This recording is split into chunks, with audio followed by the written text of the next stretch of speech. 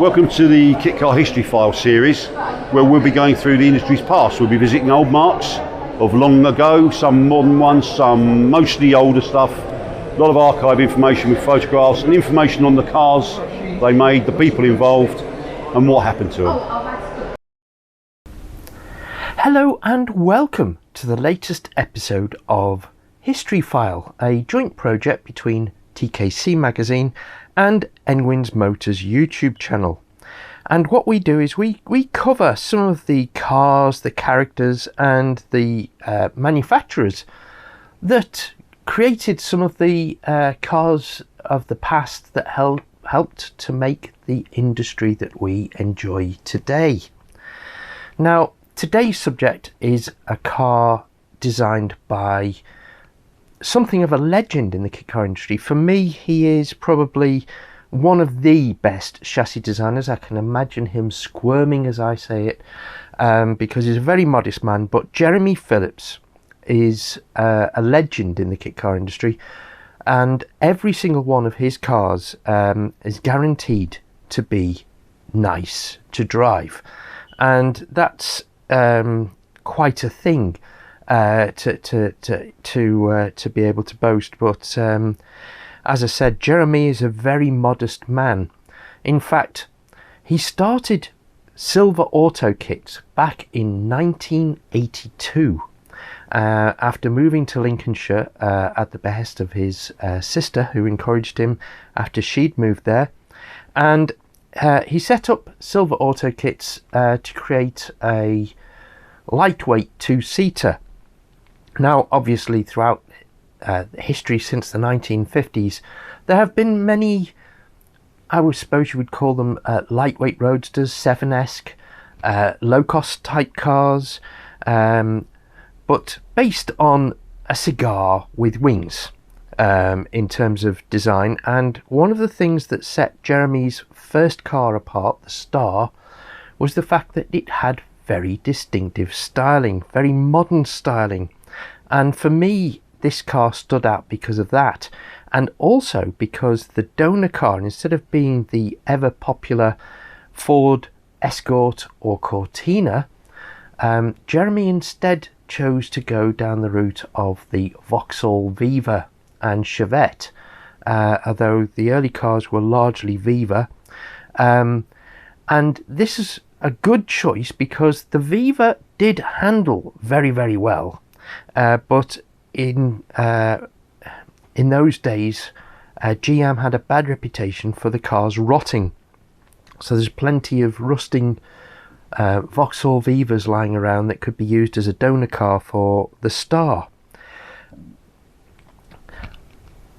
Jeremy attached the running gear from the Viva to a space frame chassis with steel panelled centre section and fiberglass panels front and rear. And as I said, the styling was very distinctive, very modern, and to my eyes very appealing, with a rather flat front end, square rather than round headlamps built into the bodywork, which reminded a lot of people of the Dutton Phaeton, although the two cars came after the similar thing from very different directions. And the Dutton Phaeton is another story for another history file, I think. But back in those days, there were lots of little lightweight two-seater roadsters, and it could have been that the Sylva Star would have been one of those that sold a reasonable number and then slipped into obscurity, because back in the day there was very little to say which were the best handling cars. It's all a matter of pub conjecture back in those days, until the very happy accident, so far as Sylva's concerned, of the early kit car racing series, which was supported and sponsored by Kit Cars and Specials magazine. And this was a joyous thing because there's a real variety of cars. You could have things like the Atlantis that we covered in the first history file, competing with the Auto-Tune Aristocat. You could have Duttons, you could have Westfield 11s and 7s, and amongst the early cars were a few Sylva Stars. And this is where the company's reputation was built, because the Star immediately proved to be very competitive. In fact, I remember that if memory serves me right, the Stars and the Westfield 11 quickly gained a reputation that led to the field being filled by several more of them. And I think Jeremy did himself race a Star in a few events. And this is where the reputation of Sylva was born. As our friends at Top Gear used to say, in the crucible of motorsport. Jeremy, being Jeremy the perfectionist, wanted to improve his product, and he came up with an upgrade, an update, and the replacement model was the Sylva Leader. Now, underneath it retained the Vauxhall Viva running gear and Chevette running gear, and instead of a two-piece body with steel panels in between, he made the rear panel come forward to the windscreen, and the nose cone would meet it in a two-piece panel. The front end was rounded off, the wings were more curvaceous, it retained the nicely resolved rear end, and once again there was no boot lid, so you had to access the small boot, has to be said, through behind the rear seat, the front seats. Now, Jeremy produced the car from 1982 with the Star through till about 1985, and then it was taken up by Swindon Sports Cars. And if I remember correctly, the gentleman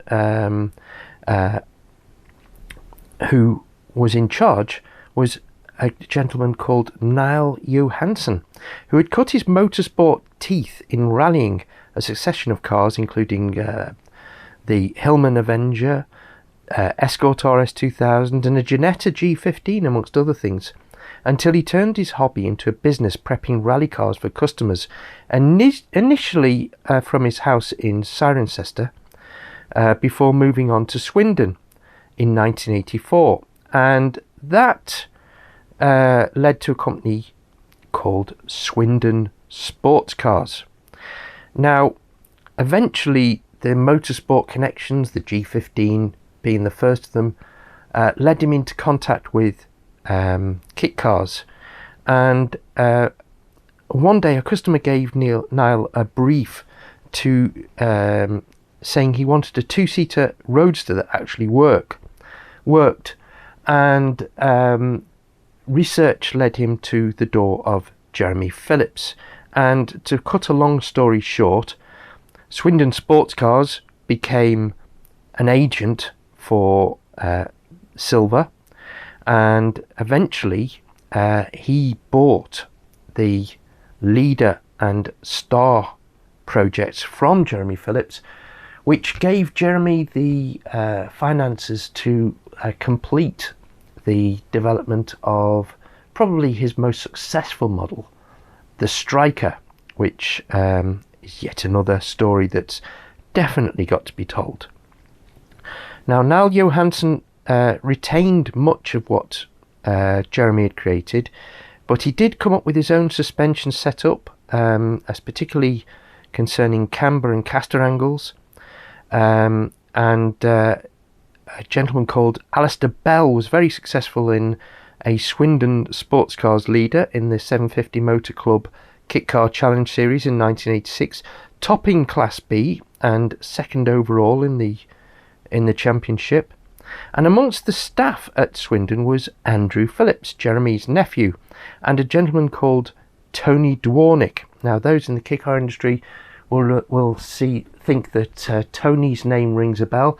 Well, that's because he became heavily involved with the Vincent MPH, and he'd been a former March Engineering and Andretti kart employee, so he definitely knew his stuff.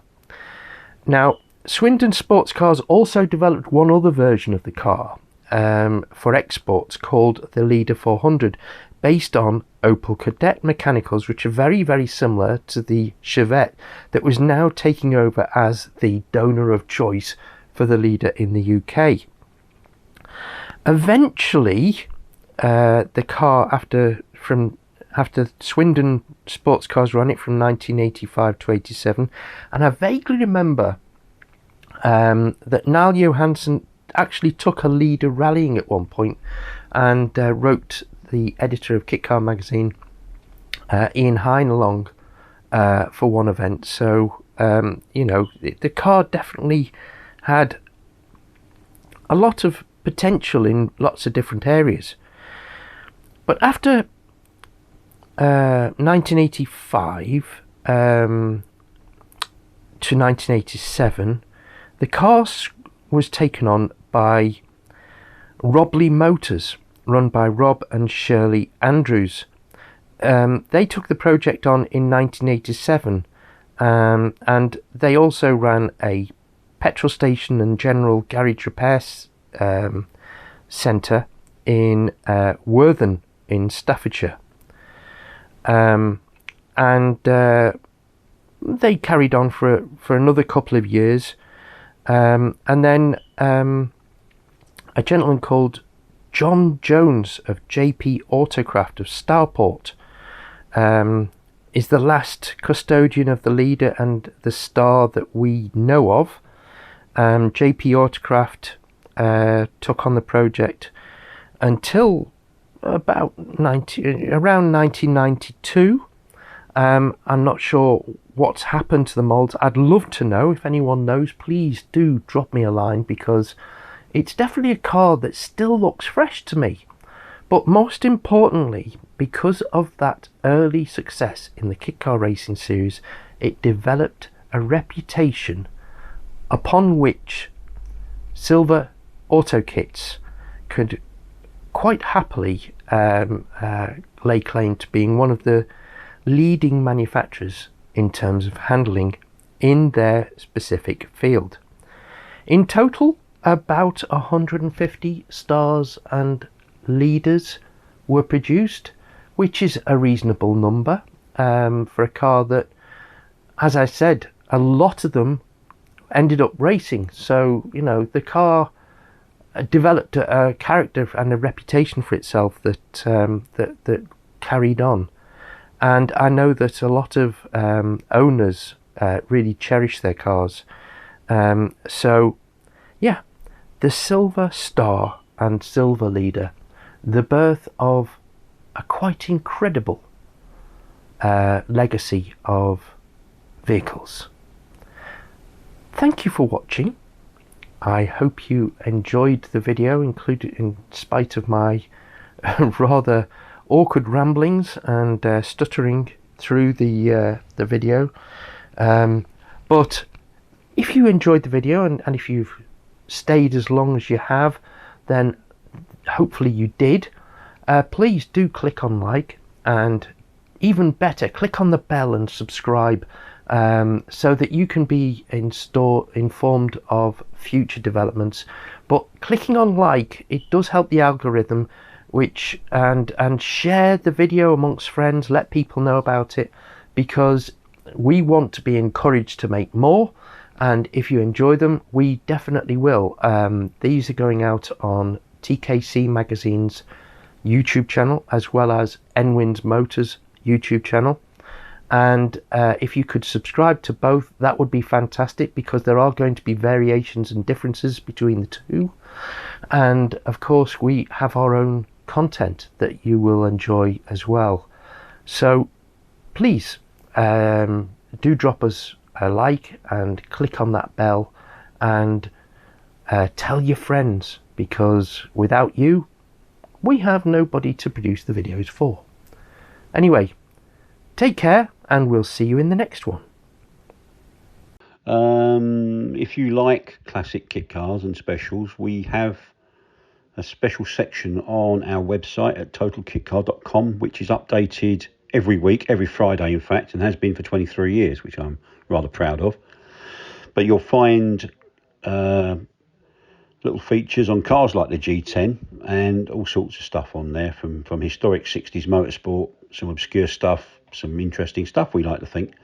And that's www.totalkitcar.com, and I'd really appreciate it if you could pay us a visit. Again, it's free, obviously published by the same crowd that do TKC Mag, but this content is totally separate apart from the odd bits here and there. But it's by and large a separate publication, and albeit online, this one. Hope you enjoy it. If you haven't seen it already or haven't been for a while, we're still around and we're still kicking. So pay a visit to us. We have news and views on there, some features, and indeed, as I said, Classic Kit Cars and Specials is now residing on that website, and you'll find a separate menu button for that. So go and explore. I think last time I checked, there's about 52 separate features on Classic Kit Cars and Specials and Historic Motorsport. So plenty to hopefully entertain you when you've got 20 minutes, half an hour to read on the train or on the bus or on your laptop and in the lounge while you're having a cup of coffee or something, and while the missus is watching horrible soap operas on the telly. Thank you. Bye.